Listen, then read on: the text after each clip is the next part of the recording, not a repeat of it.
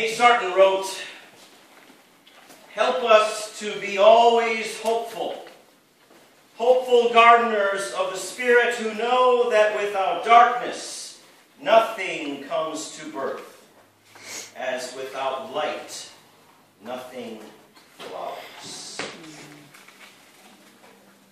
Without darkness nothing comes to birth, as with light nothing flowers.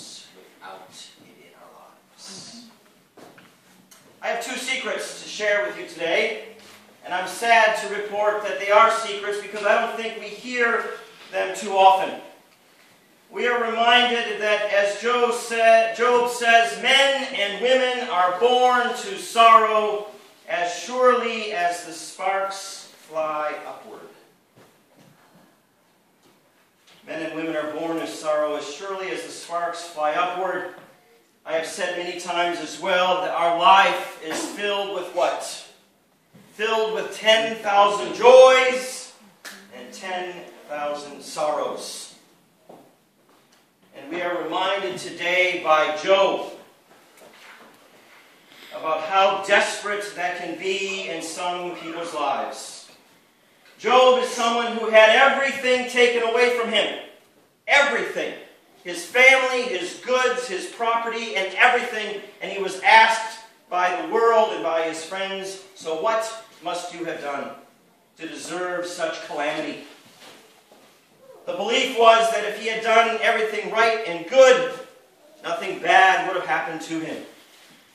And only bad things happen to bad people. And Job was bothered by such a thing. And he was also bothered by having friends who believed that he must have done something so horrible to have deserved such a plight. So Job turns to God and pleads with God. And darkness, depression, overwhelm takes over Job and who he is. Job is not alone because we are with Job, are we not? Amen. Don't we watch the innocent suffer and wonder at how just, how fair the universe is? Mm-hmm. When we see our children and grandchildren or someone else's children or grandchildren suffer from illness or hunger or war, don't we ask where God is in all of that? Mm-hmm. How much more innocent could one get than being a child? Amen. And what about the prospering of those who have gone undetected in their cheating and stealing? We sit with Job sometimes and we ask, where can we find God in it all? Amen. Mm-hmm. We're not getting past sorrow in our life. Secret number one. Number two, though, is a much more hopeful one and a more empowering one. Walter Brueggemann preached a beautiful sermon on Job, saying that Job was like Adam in his need for a conversation partner who is adequate to the challenge, who will address him at the point of his anguish rather than rebuke him as his friends did. Brueggemann goes on and says, Job needs someone who is worthy of his life, elusive enough to interest, hidden enough to attract, severe enough to detain, awesome enough to encounter. He must find someone or something like that in his life, because left to his own devices, he will just go into a pit of despair. Job needs someone who will address him at the point of his anguish. Job, like you and I, needs someone to listen. We underestimate the power of listening in our lives. From ancient times, Miriam Greenspan writes in her book, Healing Through the Dark Emotions, The Wisdom of Grief, Fear, and Despair. From ancient times, the alchemists sought to discover a means by which base metals could be transmuted into gold. Though some believe that the early alchemists were actually able to accomplish this, mostly the term has come to be a metaphor for the process of spiritual transformation. In the alchemy of dark emotions, the feelings which we resist most those of fear, grief, and despair, are actually the leaden ore with which we begin that transformation. Our ability to attend to, befriend, and mindfully surrender to these dark emotions is the means by which this lead is alchemized to the gold of spiritual wisdom. Finding the power of the sacred, not despite suffering, but in the midst of it, this is the alchemy of the dark emotions of grief, despair, and fear. Through this alchemy, grief moves us from sorrow for what we've lost to gratitude for what remains. Resurrection.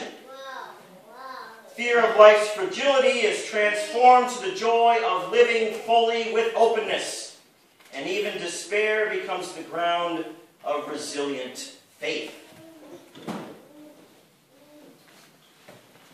This author goes on and tells a story. She writes, "My first child lived and died in a hospital for children. Aaron arrived long and pink, an unnamed sorrow in his seemingly ancient eyes, his spirit encased in a flawlessly formed body that, like a flower, faded and died 66 days after his birth. In the days of my vigil with Aaron, I didn't leave the hospital except to go home to sleep. For the 2 months of his life, my world was Division 33, the neonatal neurology floor, a world of infants with shunts in their heads, children with bombed-out vacant stares, and others whose brain chemistry was being slowly eroded by persistent, uncontrollable seizures. A world of beeping heart monitors, brain scans, and endless medical tests, of parents with the darkened eyes of unrelenting grief. A world of daily vigil, prayer, and incessant fear. What was wrong with my baby? Would I ever take him or her home?" She goes on to report that one of my first ventures outside of this world was a necessary trip to the dentist. The dentist inspected my teeth and gums and did whatever dentists do. I was not paying attention to my teeth because I was elsewhere with Aaron. "Are you okay? Are you ill?" the dentist asked me.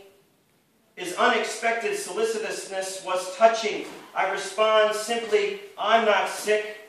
I've given birth to a child who can't leave the hospital." The tears flowed from my eyes, unbidden. Without a word, the dentist turned and walked out of the room. At first, I thought he had gone to get some implement, something he needed to finish the dental work. Clearly, he wasn't done because I was left pinioned to my elevated chair with a dental train in my lap. But the dentist never came back. I waited for some time before extricating myself from the chair and jumping down to the floor. I remember walking out into the street where I could see only black and white and shades of gray. My perception had altered.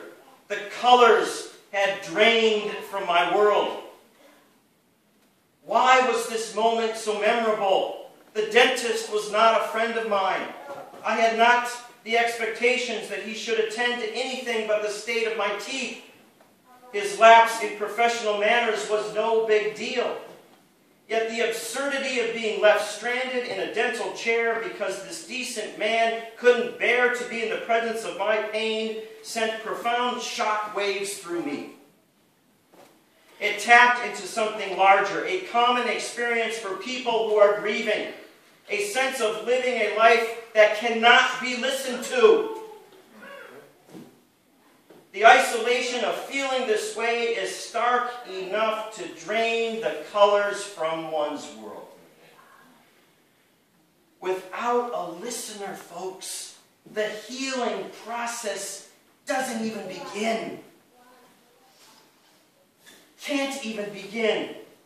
Human beings, like plants that bend toward the sunlight, bend towards others in an innate healing tropism. There are times when being truly listened to is more critical than being fed. Listening well to another's pain is a primary form of nurturance, capable of healing even the most devastating of human afflictions. Children, have you noticed, speak their pain automatically when there is a listener, but learn to hide it when there is not an ear to listen. Like Job, you and I need a good listener. You see, when a person's suffering is listened to, is incarnationally listened to, an alchemical process is initiating. Something that starts out as a desperate but inarticulate anguish or a mysterious painful sensation in the body begins to cohere as a story, and a healing, a miracle begins. In the back of the bulletin, there are some things about being a good listener. And I don't want to be trite about this. I hope I'm not coming out as like this is just about listening. It's deeper than that. We can be healers of the divine by practicing and honing our listening. The first step when you listen to somebody is don't talk.